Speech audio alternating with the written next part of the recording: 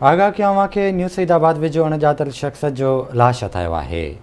अवांखे आगाही ॾींदा हलूं। अहम ख़बर आहे शख़्स जो राणो माइनर मां लाश हथायो आहे। न्यू सईदाबाद वेझो अणॼातल शख़्स जो लाश हथायो आहे। पुलिस राणो माइनर मां लाश कढाए अस्पताल पहुचायो आहे।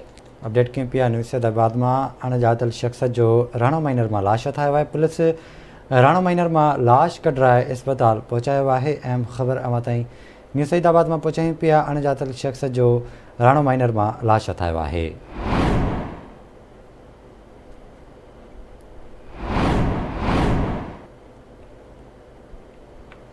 ख़बर मां सां शेयर कंदा हलूं। न्यू सईदाबाद वेझो अणॼातल शख़्स जो राणो माइनर मां लाश हथायो आहे। पुलिस राणो माइनर मां लाश कढाए अस्पताल पहुचायो आहे।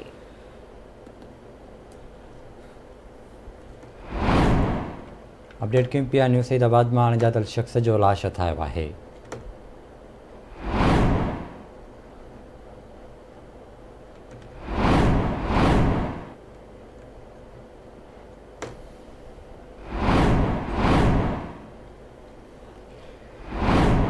तफ़सील वठंदासीं न्यू सईदाबाद मां कासिम कमराणी खां। कासिम आगाह कजो छा तफ़सील आहिनि?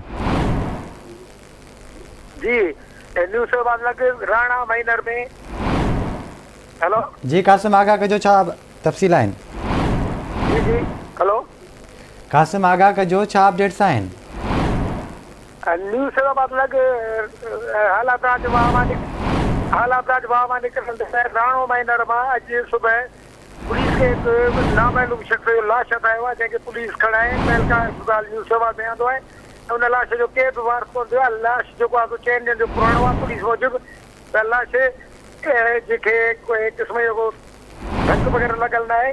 ऐं हीअ जेको नौजवान आहे तक़रीबन 25-26 साल जी उमिरि जो आहे। पुलिस हुनखे तहलका अस्पताल न्यू सईदाबाद जे मुर्दाखाने में रखे छॾियो आहे। जी वरी महिरबानी अवां जी अपडेट करण लाइ।